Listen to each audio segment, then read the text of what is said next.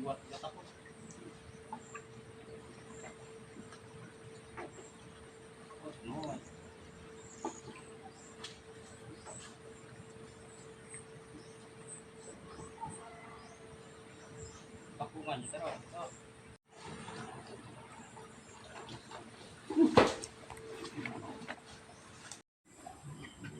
guys, so kanina pala guys ay nanguha kami ng ito yung mangga, yan, so hinog na siya guys. Kinuha ito ng sister-in-law ko kanina, dami to, yun o, yan, meron pa dito ito, tapos ito, yan, madami, yan, super tamis yung mangga. So, luto na pala yung sinain ko guys. Yan. So, for dinner na ito. Tingnan natin ulit. Yan siya. Yan. Tapos din ako mag-ano ng ulam. Magluluto kasi meron pa kaming natira dito kanina ito. Yan. Tambo na may bangus. Yan.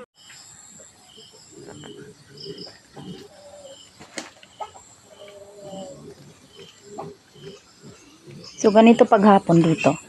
Yan. So, dyan yung mga manok. Dyan yung mga manok. Natutulog sa taas ng mangga na yan. Yan yung paligid paghapon.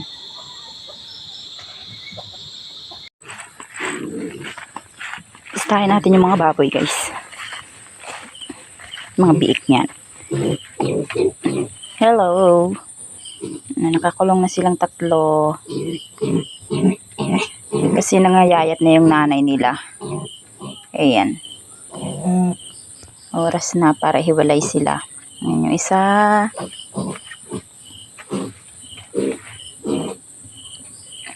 Dalawa, tatlo. Ayan. Gusto nila lumabas kaya nag-iingay. Naglaba ko kanina. Ayan yung mga sinampay ko. Ayan. So, kunti lang yan kasi nalabanan na yung iba. Yung mga towel. Raincoat. Yan, yung ginamit ko dito. Yan yung raincoat ko. Tsaka ito. Ito yung kay Glenn na raincoat. So, by the way guys. Ito nga pala yung ano namin, oh. Palay. Yan. So, pwede na siyang anihin. So, waiting na lang yan sa, ano, sa maggarab. Yan. Yan. Mga manok.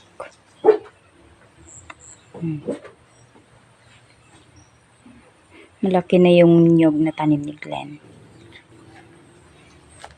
Ito yung suha. Ay, suha siguro to. Ito yung suha na ano. Tanim to ni Glenn dati. Siguro nasa 3 years old na ito. Yan. Yan yung palay, oh.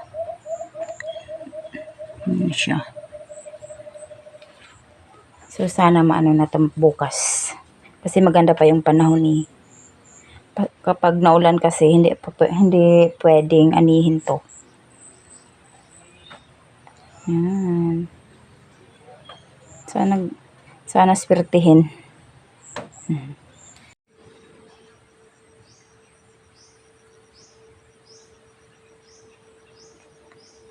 Hello guys. So, kakatapos lang ng bagyo dito. And maganda na yung panahon kasi wala lang low pressure. So, tingnan nyo yung paligid. Parang walang nangyari. Yan. Kasi nawalis na yung mga dahon.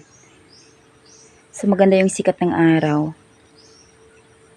By the way guys, nagluluto pala ako ng aming lunch. So, tingnan nyo yung niluluto ko. So, yan. Yan is labong or tambo dito with, nilagyan ko yan ng bangus, tsaka okra. Yan. So, yan. Kumukulo pa siya. So, hindi pa yan luto guys. So, ito yung sinaing. Kanina pa ito eh. Yan. Sinaing. Yan. Yung aso namin. Yan. Tsaka ito yung aso na pumupunta lang dito yan sa kabilang bahay yan. Sa kapitbahay namin.